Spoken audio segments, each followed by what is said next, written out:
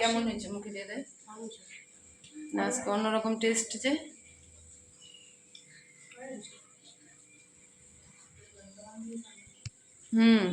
আমি ফোন করলাম বললো স্নানে আছি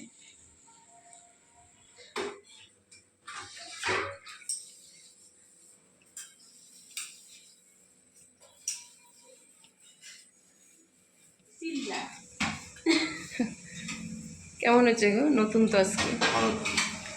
মুড়ি বললো যে ভালো হয়েছে শুধু টমেটোটা বাইছে রেখে দিচ্ছে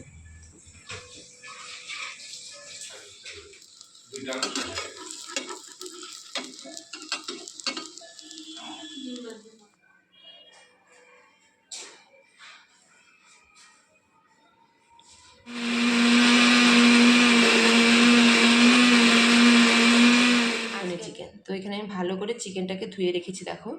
আর আজকে অনেকদিন থেকে করবো ভাবছি কিন্তু করা হচ্ছে না তো আজকে আমি এটা চিকেনটাকে ধনেপাতা দিয়ে করব তো এখানে আমি ভালো করে চিকেনটা ধুয়ে রেখেছি আর এখানে রেখেছি টমেটো আর পেঁয়াজ আর কাঁচা লঙ্কা একসঙ্গে পেস্ট করে আর এখানে আছে রসুন আর পেঁয়াজ একসঙ্গে পেস্ট আর এখানে আমি রেখেছি টক দই একটা বাটি ছোট্ট বাটি কিনে নিয়ে এসেছি আর এখানে আছে আদা আর গোটা জিরে একসঙ্গে পেস্ট করে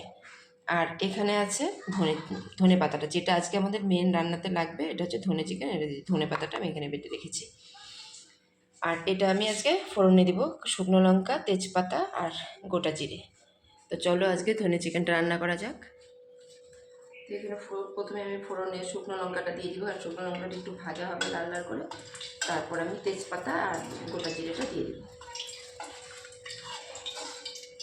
তোমাদেরকে আমি কালকেই বলেছিলাম যে আমার শাশুড়িমা বাড়িতে নেই যার জন্য আমি মানে আগে যেরকম শাশুড়িমা বাড়িতে থাকবে শাশুড়িমা সব কিছু কেটে রেডি করে দেয় আর আমি রান্না করি তো এখানে যেহেতু শাশুড়ি মানে সব কিছু আমাকে কেটে রেডি করে রান্না করতে হয় তার জন্য একটু দেরি হয়ে যায় শুকনো লঙ্কাটা ভাজা হয়ে গেল আর আমি কিন্তু এই রান্নাটাতে কিন্তু সর্ষের তেলই ব্যবহার করবো কারণ সর্ষের তেল দিয়ে এটা ভালো হবে আর নয়তো আমরা মানে বেশিরভাগ আমরা সাদা তেলটাই খাই যে কোনো রান্নাতে আমরা সাদা তেলটাই খাই কিন্তু আজকে আমি সর্ষের তেল দিয়েই করবো তারপরে এখানে দিয়ে দিব তেজপাতা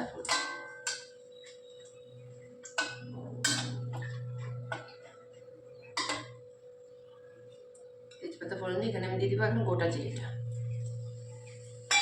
মানে এখন মাংসটা দিয়ে দিব কারণ মাংসটা না একটু ভাজা ভাজা হবে মানে তেলের মধ্যে একটু ভাজা হবে এটা একটু ভালো হবে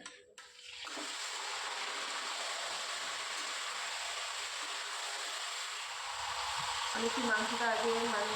সে হলুদ আর নুন দিয়ে মেখে রাখি সেটা আমি আজকে মাখিনি হলুদ আর নুন দিয়ে আমি এখানে কড়াইতে আমি হলুদ আর নুনটা দিয়ে দিই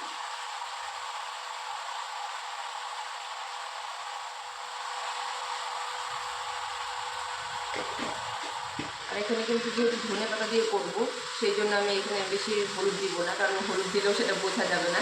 যতটুকু দেওয়ার ততটুকুই দিব কারণ কালারটা আমার ধনে পাতাতেই আসবে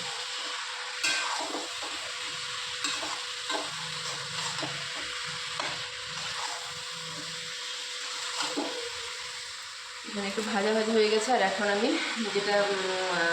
বেটে রেখেছিলাম সেটা হচ্ছে পেঁয়াজ আর ভুলে গেছিলাম পেঁয়াজ আর রসুন যেটা আমি বেটে রেখেছিলাম আগে পেঁয়াজ আর রসুন এটা আমি এখন দিয়ে দেবো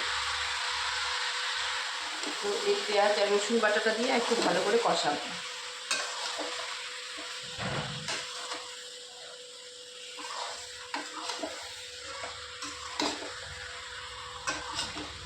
এখন কিন্তু চিকেনের কালারটা কিন্তু দেখো কিরকম সাদা সাদা কিন্তু এখন যেহেতু পেঁয়াজ আর রসুন বাটাটা দিয়েছি যার জন্য এখন ওকে সাদা আর এর মধ্যে এখন দিয়ে দিব পেঁয়াজ আর টমেটো আর কাঁচা লঙ্কা যেটা বেটে রেখেছিলাম সেটা লাল লাল একটু এটা দিয়ে দিব আর এখন দিয়ে দিব এটাতে বেটে রেখেছিলাম এখানেও কিন্তু অল্প লঙ্কা আছে কারণ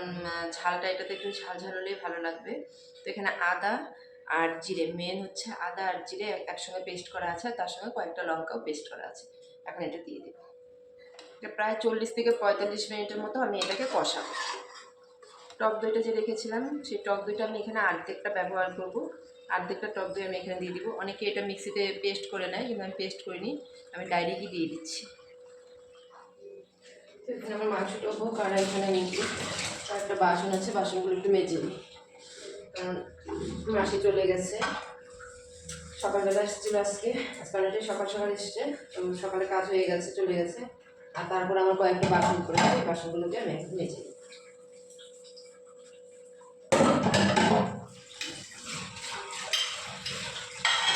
বাসনগুলো ধোয়া হয়ে গেল, এখন আমি রান্নাটা করে উঠেই কিন্তু জল উঠেছে, আর এটা কষতে অনেকটাই সময় লাগবে, অনেকক্ষণ টাইম লাগবে এটাকে কষাতে। আমি এখানে এটা বসানো থাক, আস্তে আস্তে গোটা কাঁচা লঙ্কা দিয়ে দেব। এটা কিন্তু যারা ঝাল কম খায় তাদের জন্য না দিলেও হবে, যারা অনেকে ঝাল বেশি খায় কিন্তু মাংসটা আমার সেরকম ঝাল হয়নি, যার জন্য আমি গোটা কাঁচা লঙ্কা দিয়ে দিলাম। যে যারা যারা ঝাল খাবে তাদেরকে আমি গোটা কাঁচা লঙ্কাটা তুলে তুলে দিয়ে দেবো। আর এখানে দেখো কালারটাও কত সুন্দর এসছে, আর কষাতে কষাতে দেখো সাইড দিয়ে তেলটাও বের হচ্ছে। কিন্তু এখন কমপ্লিট, এখন আমি এটাকে নামিয়ে নেবো। এটাতে কিন্তু আমি কিন্তু জল কিন্তু দিইনি, একদম কষা কষা করে রেখেছি। দেখো এতে জল দেওয়া যাবে না, একদম হয়ে গেছে।